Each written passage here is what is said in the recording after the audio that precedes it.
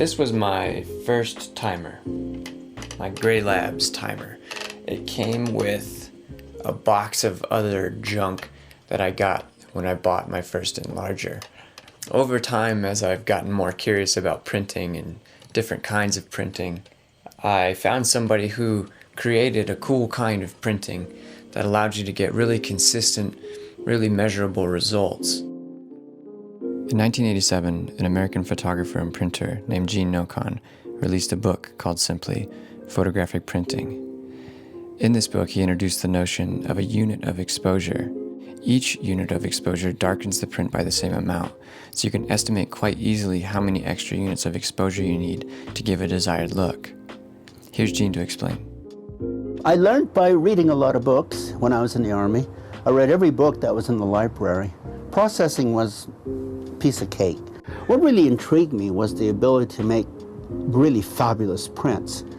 And there I found myself at a quandary, because this is a haphazard process of taking a print, throwing it in the enlarger, exposing it for a certain amount of time, putting it in the developer, and winding up with a target, so to speak. I mean, that's what it is still to this day. And I said, there's got to be a better way. And I came up with this f-stop method of printing. This method where you distinguish exposures in terms of f-stops. Some boutique outfits like RH Designs propelled things even further when they created the Stop Clock Professional, which to me is the Rolls-Royce of f-stop print timers. Then RH Designs reaches out to me and says, "We're working on something interesting. We should talk." So they reached out to me and told me they were working on a little project to help bridge the gap for people curious about f-stop printing, but maybe not ready to jump directly into all the feature sets that the Stop Clock Professional has. And their answer to that is the RH Designs Timer 3. Why don't we take a closer look at this and we can talk a little bit more about some of the specific features that it has. As far as connectivity goes, we've got a jack in the front for a foot switch, which I'll demonstrate that for you momentarily. And in the back we have two IEC connections and a rocker switch for the power. And these IEC connections are responsible for your enlarger, which I have simulated by this safe light, and the mains power, which would plug the unit into the wall. So let's go ahead and turn the unit on. So by default, it starts at the 10 seconds on the clock. And if you see indicated, there was an F.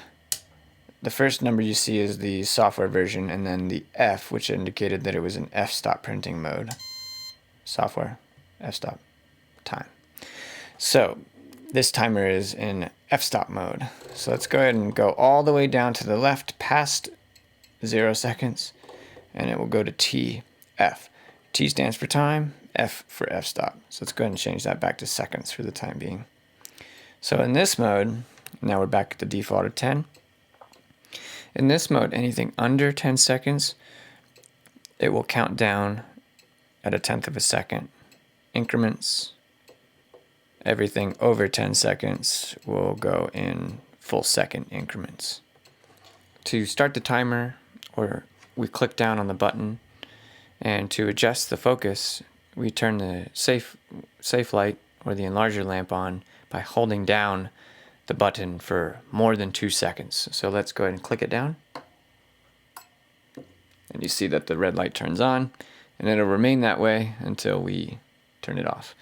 The focus light is indicated by 2 dashes on the screen. And to click off on that, we just click once and it shuts it off. And the same, a single click will start the timer no matter where it sits on the clock. So 2 seconds, click down, and 2 seconds. Go up to 3 seconds. Would you look at that? 3 seconds. Where it gets interesting is when you put the timer back into f-stop mode. So if we go back down all the way to the left past 0 seconds, we get back into that timer mode.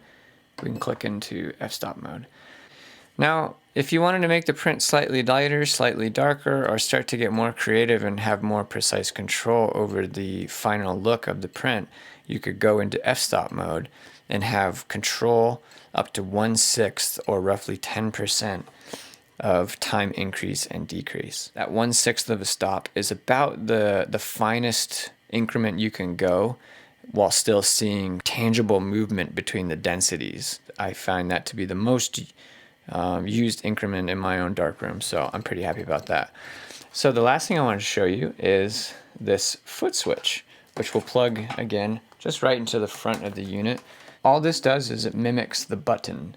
So single click turns the light on, starts the time in the same way, single click.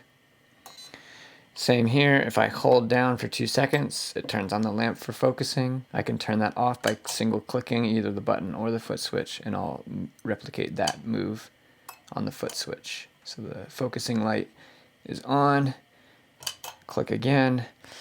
Now I can start the time by single clicking, it will count down. I can pause time by single clicking, and it will blink the time on the screen for me.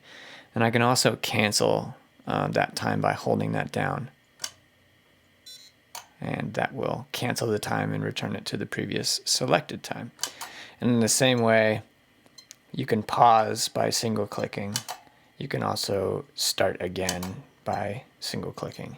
So this is a useful feature because if you've determined that dodging and burning steps are necessary, you can pause, you can grab the card that you need to do your burning, you can pause, grab any dodging tools, and you can really get really precise. The foot switch is just a useful way to keep both of your hands free. So if you've got to do multiple things, if you're burning in a vignette or whatever it is that you're doing, the foot switch, very simple, but much like the RH Designs Timer 3, simple is also very useful. So it's pretty cool how they've managed to blend the old with the new and bridge the gap between how we maybe think about printing and maybe a new way of printing. And it's pretty cool how some people can take some ideas and transform them into something more refined and a little more elegant. And I think that's exactly what RH Designs has done here. And before I wax poetic about that,